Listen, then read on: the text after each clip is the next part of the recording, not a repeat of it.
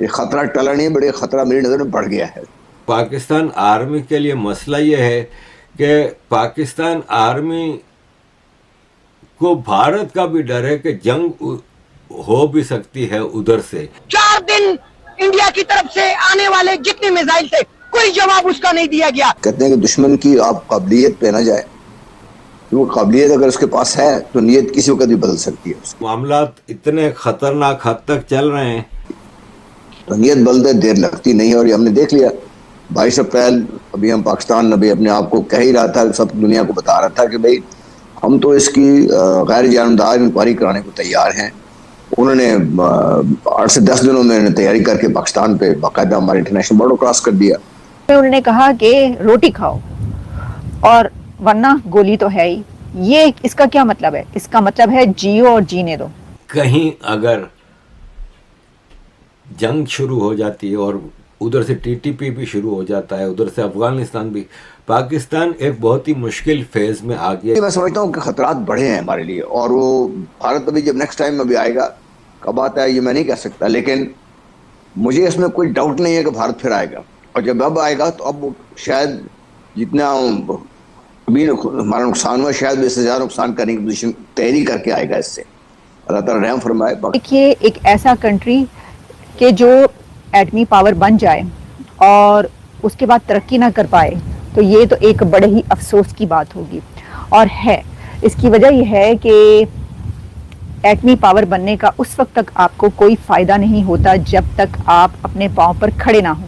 اور اگر آپ اپنے پاؤں پر نہیں کھڑے ہوئے اور آپ ابھی تک جو ہیں کہاں ہیں، آپ ہیں ایٹمی اس کے پاس، IMF کے پاس، تو پھر ایٹمی 5 دھماکے کر لیں، آپ 10 دھماکے بھی کر لیتے، میں کہتی ہوں آپ 100 دھماکے بھی ایٹمی دھماکے کر لیتے، لیکن آپ کو آگے ترقی کرنا چاہیے تھی، آپ کو اپنی اکانومی کو سٹیبل کرنا چاہیے تھا، لیکن اس سے الٹ ہوا.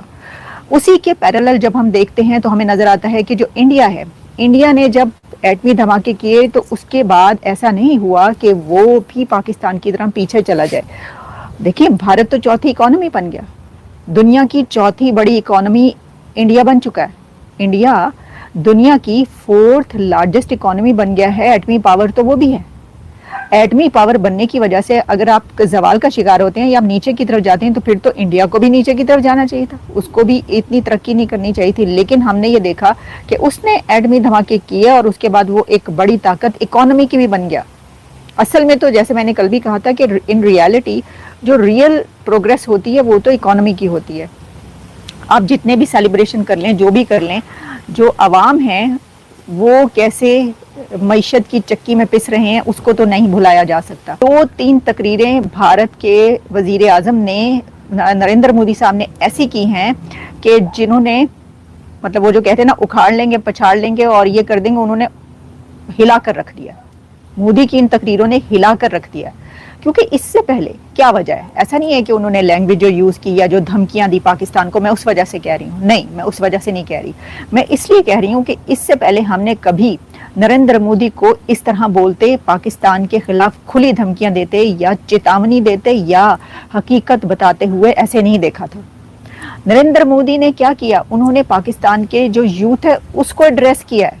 کین یو امیجن کہ ایک دشمن کنٹری کا جو پردھان منتری پرائم منسٹر ہے وہ اپنی دشمن کنٹری کے یوتھ کو ایڈریس کر رہا ہو، اس کو مخاطب کر کے کہہ رہا ہو کہ تم اپنی حکمرانوں کو اور اپنے اتھارٹیز کو، اپنے کرتا دھرتا لوگوں کو یہ بتاؤ کہ پاکستان سے آتنکواد ختم کریں، دہشت گردی ختم کریں اور پاکستان کو ترقی دیں. ساتھ میں انہوں نے ایک میسج یہ دیا کہ جی بلٹ اور بریڈ، اس میں انہوں نے کہا کہ روٹی کھاؤ اور ورنہ گولی تو ہے ہی. یہ اس کا کیا مطلب ہے؟ اس کا مطلب ہے جیو اور جینے دو. ان کا یہ مطلب تھا نا کہ ہاں اب اگر آپ یہ کہیں کہ نہیں مودی جو ہے اس نے بڑی اگریسو سپیچ کی، وہ تو اس نے جو ہے یہ کہہ دیا، اس نے تو جو ہے اتنی غلط زبان استعمال کی، اس کا مطلب یہی ہے جیو اور جینے دو. وہ کس لیے؟ کیونکہ انڈیا کتنی بار چل کر پاکستان گیا ہے. نریندر مودی خود جب پاکستان گئے، پرائم منسٹر اس وقت نواز شریف ان کی گرینڈ ڈاٹر کی شادی میں، تو وہ کس لیے؟ وہ پیس قائم کرنا چاہتے تھے، انہوں نے صلح کا ہاتھ بڑھایا، اسی لیے تو گئے. اچھا اس سے پہلے واجپئی صاحب جو گئے وہ کس لیے گئے؟ تو بھارت کی طرف سے تو امن قائم کرنے کی اور ہاتھ ملانے کی باتیں ہوتی رہیں، لیکن پاکستان کی طرف سے جواب نہیں دیا گیا، اور جو جواب دیا گیا وہ بہت ہی برا تھا. تاریخ کی کتابیں آپ پڑھتے ہیں, اگر نہیں بھی پڑھتے تو ہم آپ کو بتاتے رہے ہیں کہ کیا کیا ہوتا رہا ہے, اور اینالسٹ بھی ہمارے ساتھ جو ہیں وہ رہے ہیں اور اینالسٹ بھی آپ کو بتاتے رہے ہیں. تو ایسی سچویشن میں کہ جب ایسی ایک حالات ہوں تو انہوں نے یہ کہا کہ جی ابھی تو ہم نے ڈیم کا کچرا صاف کیا, ابھی تو ڈیم کا کچرا ہم نے صاف کیا ہے تو وہاں پر سانس رک گئی ہے, ابھی تو پارٹی شروع ہوئی ہے. یہی کہا ایک طریقے سے انہوں نے کہا ہم نے 60 سالوں میں کبھی جو کشمیر کے ڈیمز اور سارے ڈیمز کے نام لیے کہ وہاں پر کبھی کام نہیں ہوا تھا اور کبھی گیٹ تک نہیں کھولے گئے تھے, کیوں ایسا ہوا؟ اب ہم وہاں پر صفائی کر رہے ہیں اور گیٹ کھول رہے ہیں تو وہاں پر دوسری طرف جو ہے وہ آفت آ چکی ہے, اور وہ کہہ رہے ہیں کہ جی سانس بند کر دیں گے. آپ کو پتہ پاکستان کی طرف سے بلاول بھٹو نے کہا تھا سانس بند کر دیں گے. تو پرابلم یہ ہے کہ انہوں نے تو بند کر دیا پانی, اور پانی کھول بھی دیا.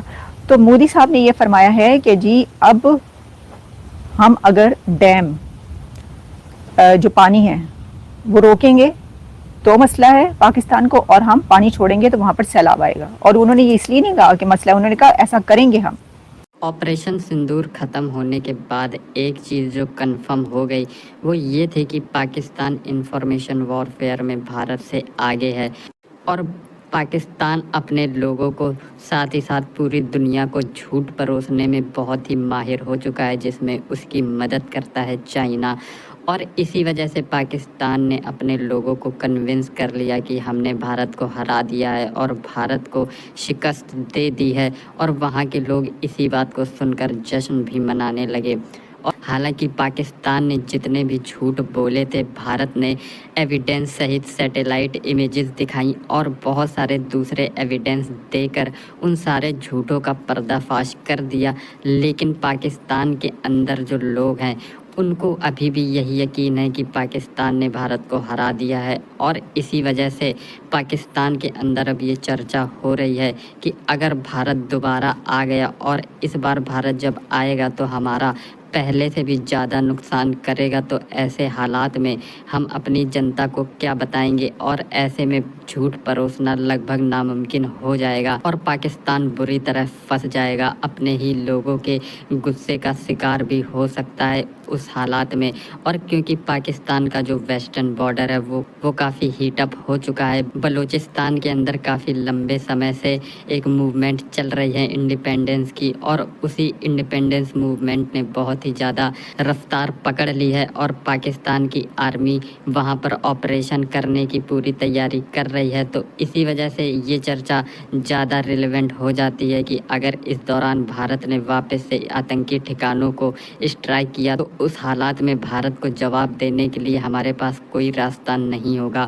اور جس طرح سے بھارت کے پردھان منتری بیان دے رہے ہیں وہ کافی اگریسولی بول رہے ہیں, تو ایسے حالات میں پاکستان اور بھی زیادہ نروس اور ڈرا ہوا ہے.